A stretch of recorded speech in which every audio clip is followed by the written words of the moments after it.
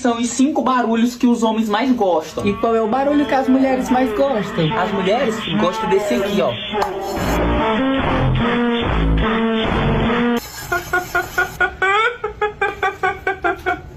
É brincadeira, sabe que eu te amo, né? Uhum. Pode não, mano. E voltando pro assunto, em quinto lugar... Champanhe? Eu não gosto não. Engraçado que eu não gosto de tu e não fico falando.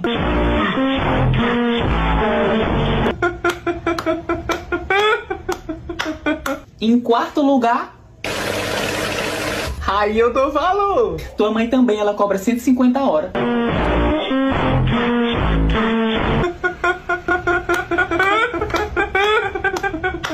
Em terceiro lugar...